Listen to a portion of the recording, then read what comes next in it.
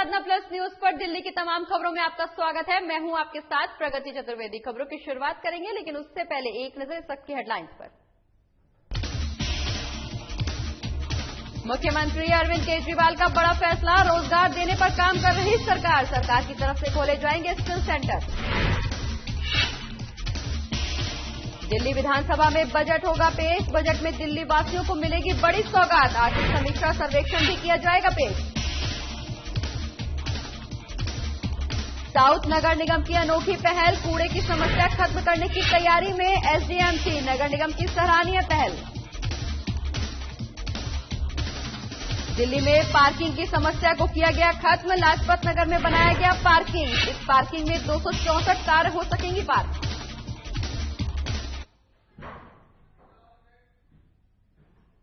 चलिए खबरों की शुरुआत करेंगे, जहां दिल्ली विधानसभा का बजट सत्र उपराज्यपाल के अभिभाषण के साथ सोमवार से शुरू होगा। आपको बता दें कि बजट में सरकार स्वास्थ्य, शिक्षा, पर्यावरण, बिजली, पानी सब्सिडी जारी रखने के साथ ही दिल्ली वासियों को बड़ी सौगात देने की तैयारी में है। आपको बता दें कि वित्त मंत्री और डिप्टी सीएम मनीष सिसोदिया ने 9 मार्च को बजट पेश करने की बात कही है। इसके साथ ही आर्थिक समीक्षा सर्वेक्षण भी पेश किया जाएगा। वहीं सरकार का वित्तीय वर्ष 2021 और 22 का प्रस्तावित बजट 70,000 करोड़ होने की उम्मीद है। वहीं केजरीवाल सरकार हर साल बजट में बढ़ोतरी करती आई है, लिहाजा ये माना जा रहा है कि इस बार का बजट पिछले वित्त वर्ष की तुलना में 5,000 करोड़ ज्यादा होगा। हालांकि सरकार के सामने बजट पेश करना चुनौती भी है, क्योंकि पिछले एक साल में कोरोना महामारी के चलते दिल्ली सरकार को मिलने वाले राजस्व में 35% तक की कमी की बात बताई जा रही है। और पिछले बजट में सरकार की जो प्राथमिकता थी वो कोरोना की वजह से पूरी नहीं हो पाई और उन्हें भी इस बजट में शामिल किया जाएगा। लिहाजा बजट में देशभक्ति को बढ़ावा देने के लिए फेस्टिवल आयोजन के प्रावधान भी किए जाने की उम्मीद है।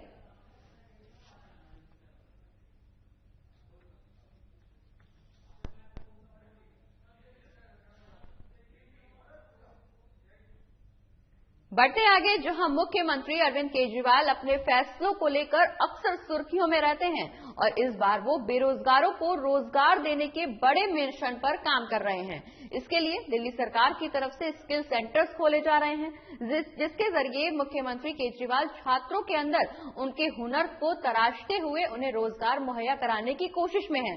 माना जा रहा है कि कोरोना काल में स्नातक की पढ़ाई करने वाले छात्रों के बजाय उन युवाओं की नौकरियां ज्यादा लगी हैं जो किसी न किसी कौशल में प्रशिक्षण में पारंगत थे। ऐसे में केजरीवाल सरकार की ओर से दिल्ली में 8वां स्किल सेंटर शुरू किया गया है। वहीं जानकारी के मुताबिक दिल्ली में हर साल 2.5 लाख छात्र स्कूल से पास आउट होते हैं और उनमें से सिर्फ 1.25 लाख को ही दिल्ली के उच्च शिक्षा संस्थान में दाखिला मिल पाता है। ऐसे में केजरीवाल सरकार की योजना है कि उन युवाओं को स्किल ट्रेनिंग दी जाए, जिससे वो जीवन में अपने स्किल के माध्यम से कुछ नया कर सकें।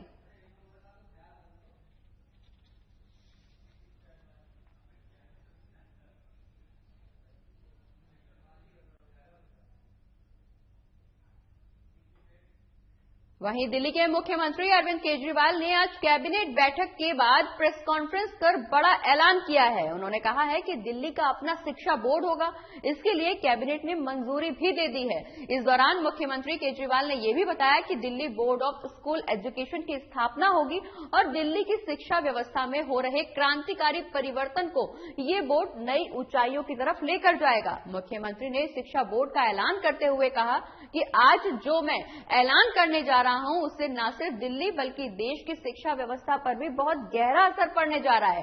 आज दिल्ली कैबिनेट ने दिल्ली के शिक्षा बोर्ड के गठन को मंजूरी दे दी है। दिल्ली में अब अलग से एक स्कूल बोर्ड ऑफ एजुकेशन बनाया जाएगा। ये कोई मामूली शिक्षा बोर्ड नहीं है जैसा अन्य राज्यों में होता है। ऐसा नहीं है कि हमारी सरकार है इसलिए हमने अलग बोर्ड बना लिया। केजरीवाल ने यह भी बताया कि इस बोर्ड की अहमियत के बारे में पूरा देश देख रहा है। बीते 6 सालों में दिल्ली की शिक्षा व्यवस्था में क्रांतिकारी बदलाव देखने को मिले हैं। इसके लिए हमने हर साल बजट का 25% शिक्षा के लिए रखना शुरू किया। केजरीवाल ने कहा कि Delhi board of school education का मकसद स्टूडेंट्स को अच्छा इंसान बनाना, देशभक्त बनाना और स्टूडेंट्स को रोजगार के लिए तैयार करना है। उन्होंने ये भी जानकारी दी कि अब रटने पर नहीं बल्कि सीखने पर ज्यादा जोर दिया जाएगा। नमस्कार।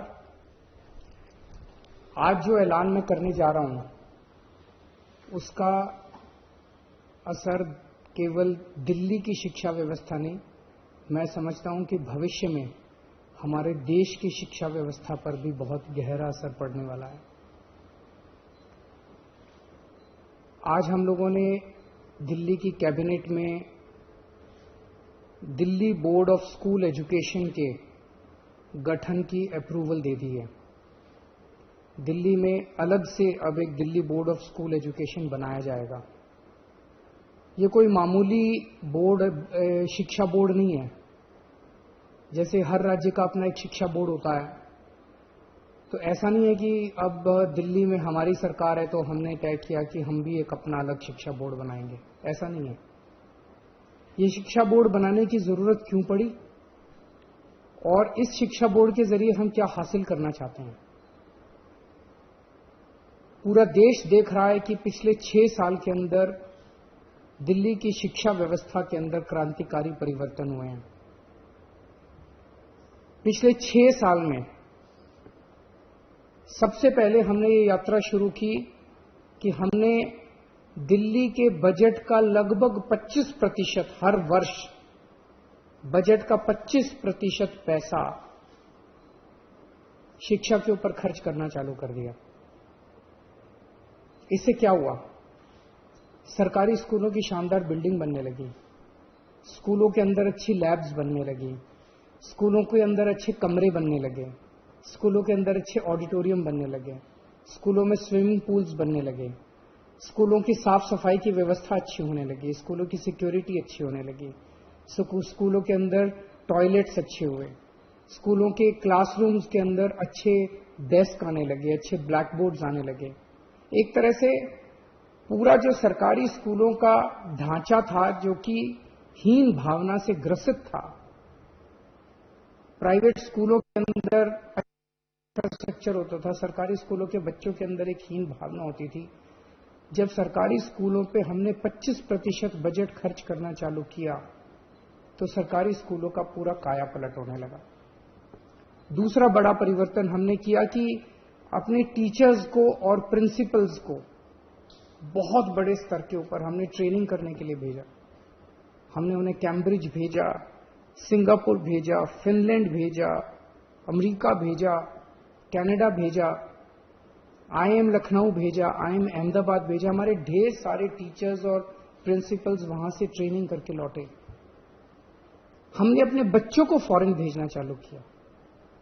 हमने अपने बच्चों को केमिस्ट्री, फिजिक्स, मैथ्स के ओलंपियाड के लिए विदेशों में भेजा। हमारे बच्चों ने भारत का नेतृत्व किया और कई जगहों से हमारे दिल्ली के बच्चे मेडल जीत के लौटे।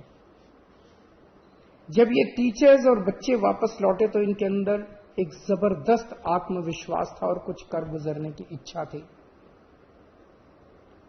तीसरा हमने बड़ा परिवर्तन किया कि हमने अपने प्रिंसिपल्स को एम्पावर किया। अभी तक हर स्कूल के अंदर दिल्ली सरकार का, डायरेक्टोरेट ऑफ एजुकेशन का बहुत ज्यादा इंटरफेरेंस होता था, छोटी छोटी चीजों के ऊपर। स्कूल में कुछ भी खरीदना है, स्कूल में कुछ भी रिपेयर कराना है, सरकार से परमिशन लो। कई कई टीचर्स की पोस्ट कई कई सालों तक खाली पड़ी रहती थी। अब हमने प्रिंसिपल को पावर दे दी। प्रिंसिपल की पावर 5,000 रुपए से बढ़ा के 50,000 रुपए कर दी और उसको पावर दे दी कि अगर सरकार किसी टीचर की अपॉइंटमेंट रेगुलर नहीं कर पा रही तो वो एक सेशन के लिए बाहर से किसी टीचर की अपॉइंटमेंट करके अपना बच्चों की पढ़ाई सफर नहीं होनी चाहिए। हमने हर स्कूल के अंदर एस्टेट मैनेजर्स की नियुक्ति की। कई नए नए प्रयोग किए गए। सरकारी स्कूलों के बारे में कहा जाता है कि 5वीं क्लास तक भी बच्चे आते आते उनको ना अपनी किताब पढ़नी आती है, ना अपना एक लाइन पढ़नी आती है, ना गणित के बेसिक क्वेश्चंस आते हैं। उनको तैयार करने के लिए हमने मिशन चुनौती और मिशन बुनियाद जैसे कार्यक्रम, नए नए प्रयोग शुरू किए। हैप्पीनेस करिकुलम लेके आए, जिससे बच्चों को मेडिटेशन कराना सिखाते हैं। बच्चों के इंटरपर्सनल रिलेशंस अपने माँ बाप के साथ, अपने परिवार के साथ, अपने दोस्तों के साथ रिश्ते अच्छे होते हैं। बच्चों के इमोशनल नीड्स पूरे होते हैं। हैप्पीनेस करिकुलम लेके आए, एंटरप्रेन्योरशिप करिकुलम लेके आए। तो इस तरह से कई सारे प्रयोग पिछले 6 साल के अंदर किए गए, जिसकी वजह से आज दिल्ली के सरकारी स्कूलों के नतीजे 98% आने लगे हैं। बढ़ते हैं आगे, जहां कोरोना टीकाकरण को लेकर दिल्ली सरकार लगातार कोशिश कर रही है। दिल्ली में बिजली और पानी जैसी तमाम सुविधाएं मुफ्त में उपलब्ध कराने के बाद अब केजरीवाल सरकार फ्री कोरोना वैक्सीन देने पर भी विचार कर रही है। आपको बता दें कि सरकार दिल्ली के लोगों को कोविड वैक्सीन सरकारी अस्पतालों में फ्री उपलब्ध कराने की तैयारी कर रही है। वहीं उम्मीद ये भी जताई जा रही है कि मंगलवार को विधानसभा में बजट पेश करते समय डिप्टी सीएम मनीष सिसोदिया इसकी आधिकारिक घोषणा भी कर सकते हैं।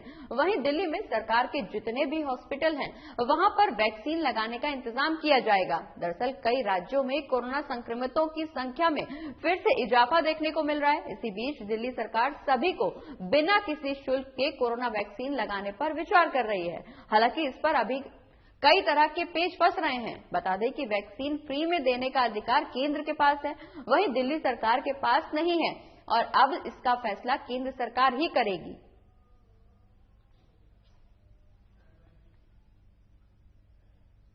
और दक्षिणी दिल्ली नगर निगम इन दिनों कूड़े की समस्या को निपटाने में बड़ा काम कर रहा है। आपको बता दें कि पिछले 6 महीने में एसडीएमसी ने 7 लाख किलो गीले कूड़े का निष्पादन कर उससे 1 लाख किलो जैविक कंपोस्ट खाद बनाने का अनोखा काम किया है। इस खाद के बनाने से जहां एसडीएमसी को कूड़ा निपटान करने में सहयोग मिला है, वहीं कूड़ा लदान में खर्च होने वाली राशि की भी बचत की गई है। बता दें कि मार्केट के हिसाब से इस खाद की कीमत करीब 25 लाख बताई जा रही है। ये भी बता दें कि एसडीएमसी के वार्ड नंबर 5 और वार्ड नंबर 9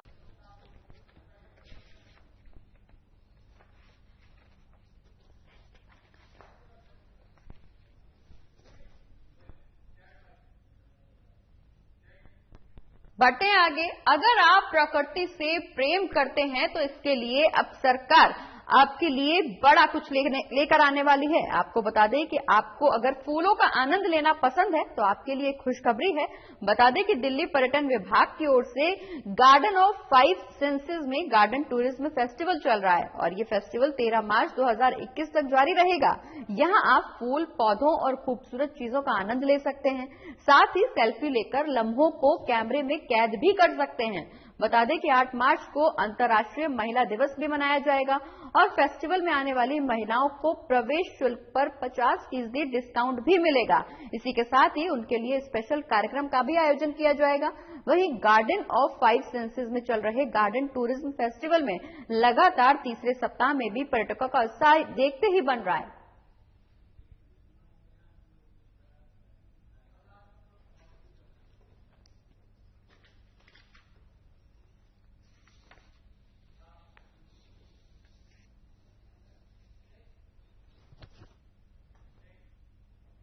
बढ़ते आगे, जहां देश में किडनी से संबंधित समस्याएं लगभग रोज बढ़ती हुई नजर आ रही हैं, जिसको लेकर के अब सरकार ने फैसला लिया है। आपको बता दें कि हॉस्पिटल में मरीजों का फ्री इलाज होगा।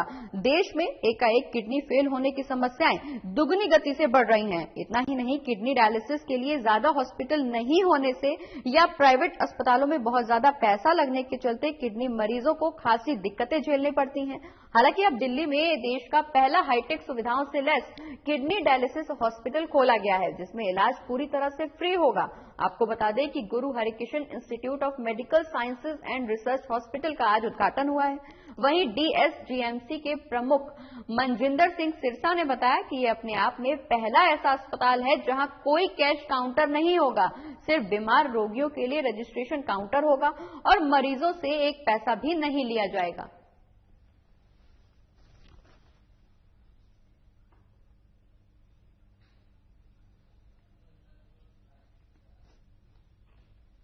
तो अब हाईटेक सुविधाओं से lace kidney dialysis hospital Delhi में खुल गया है, जिसमें इलाज पूरी तरह से फ्री होगा।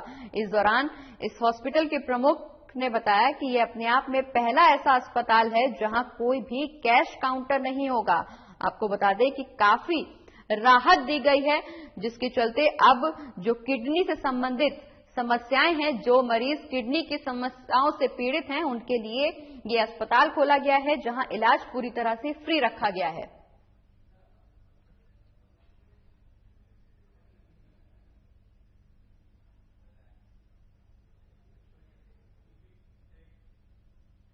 रेलवे ने दिल्ली रेलवे स्टेशन पर प्लेटफॉर्म टिकट की बिक्री करीब 1 साल बाद अब दोबारा शुरू कर दी है। हालांकि यात्रियों के साथ जाने वाले लोगों को प्लेटफॉर्म टिकट के लिए 3 गुना कीमत चुकानी पड़ रही है। आपको बता दें कि गुरुवार रात 12 बजे से स्टेशन पर प्लेटफॉर्म टिकट मिलने लगेगा। 19 स्टेशन पर प्लेटफॉर्म टिकट मिलेगा। हालांकि पहले प्लेटफॉर्म टिकट 10 रुपए का था, जो अब 30 रुपए का कर दिया गया है। वहीं कीमत बढ़ाने के पीछे रेलवे का तर्क है कि लोगों की भीड़ न बढ़े। कोरोना काल में सोशल डिस्टेंसिंग और अन्य मानकों का पालन करना जरूरी हो गया है। देश में जब से ट्रेन कोरोना को लेकर के लॉकडाउन के कारण बंद हुई और फिर स्पेशल ट्रेन चलनी शुरू हुई, तभी से प्लेटफॉर्म टिकट मिलना बंद कर दिया गया था। बता दें कि रेलवे ने हाल ही में छोटी दूरी के लिए तमाम ट्रेनों का किराया भी बढ़ा दिया है और इसके लिए कोरोना काल में ज्यादा भीड़ से बचने का तर्क दिया गया है।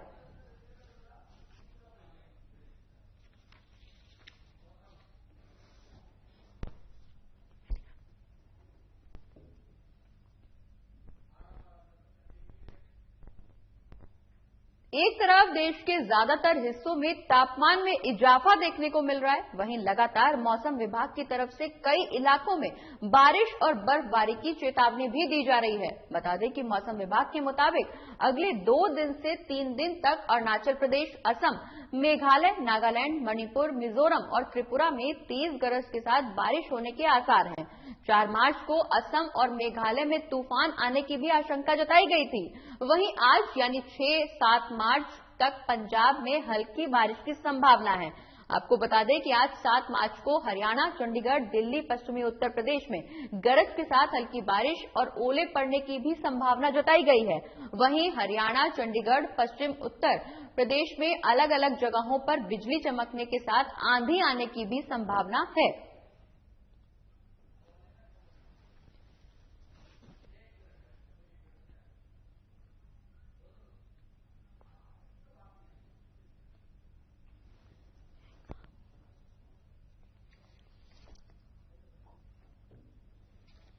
तो आपको बता दें कि मौसम विभाग ने अलर्ट जारी किया है। हालांकि लगातार गर्मी को देखते हुए तापमान बढ़ रहा है। वहीं अब मौसम विभाग ने अलर्ट जारी किया है, जहां हरियाणा समेत पश्चिमी उत्तर प्रदेश और कई जगहों पर मौसम विभाग के मुताबिक भारी बारिश और ओले गिरने की संभावना जताई गई है। अगर ये संभावना हकीकत में बदलती है तो लोगों को गर्मी से एक बार फिर से राहत मिल पाएगी, क्योंकि लगभग गर्मी में इजाफा देखने को मिल रहा है। तापमान लगभग बढ़ता हुआ नजर आ रहा है। हर रोज दिन पर दिन तापमान में बढ़ोतरी हो रही है, जिसके चलते लोगों को गर्मी से जूझना पड़ रहा है। वहीं मार्च के महीने में गर्मी बढ़ती हुई नजर आ रही है, जिसके बाद अब मौसम विभाग ने ये अलर्ट जारी किया है। मौसम विभाग के मुताबिक आने वाले कुछ दिनों में भारी बारिश के साथ साथ ओले गिरने की भी संभावना है। वहीं अगर मौसम करवट बदलता है तो एक बार फिर से जनता को राहत मिल पाएगी।